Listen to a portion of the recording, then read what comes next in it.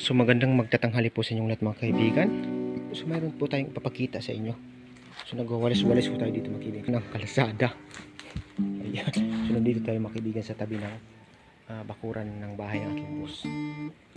Napansin ko lang po ito mga kaibigan sa aking pagwawalis. Ayan. Ito po siya mga kaibigan. Oh. Kambal ito mga kaibigan ng dahon. Ayan oh. Kambal po siya na dahon mga kaibigan. At saka ito, hindi ko pa napansin mga kaibigan kung hindi ko nawalis. Ayan. So dalawa po sila mga kaibigan. Nalaglag sila sa lakas ng hangin mga kaibigan. Oh. Ang kambal na dahon. Hindi ko lang kung tawag sa kanya ito. Kamukha kasi siya mga kaibigan ng tsampaka.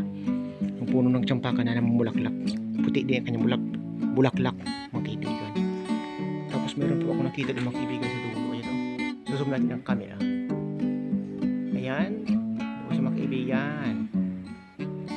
Ito siya mga kaibigan. Kambal din po yan mga kaibigan. Kambal po yung dahon niya. Pero yung ibang dahon mga kaibigan karamihan wala naman po ganyan. Yun lang po mayroon.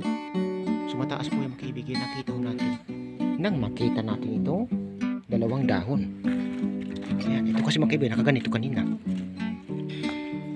So dalawa ko sila ang ating nakita dito nakalapag. Hindi pa natin sila napansin kung hindi tayo nagwalis dito. Ang galing. Bit malo siya mga kaibigan. So hindi ko alam kung natural lang ba talaga ito na nagkakambal yung dahon. O bali tatlo sila mga kaibigan natin nakita. Yung kambal na dahon mga kaibigan. Ibang klase ang kanyang pagkakambal mga kaibigan. No? Sagad dito galing sa ilalim. Sa kanyang tangkay. Tapos dito po siya naghati. Ganda na kanyang pagkayari mga kaibigan. Yan po siya oh. Huwag naman po yung prank mga kaibigan. Original po yan. Ayan oh.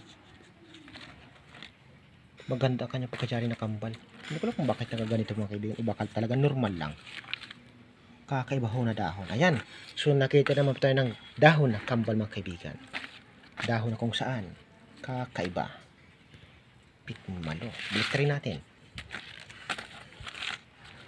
Yan po siya mga kaibigan ang itsura. Ang dahon na kambal. So nandun po yung isa. Ayan, yan po siya mga kaibigan. Halos nasa dulo na yan mga kaibigan. Ayan. So thank you so much po sa inyo at mga kaibigan. Ang dahon na kambal. Nakakaiba. Kung nagustuhan po ninyo aking video, ay huwag po niyong kalimutang mag-like, mag-share, at higit sa lahat mag-subscribe para lagi pa rin po kayo update sa mga susunod kong video na i-upload. Hanggang dito na lang mga kaibigan. God bless us all. Bye-bye. Chewing!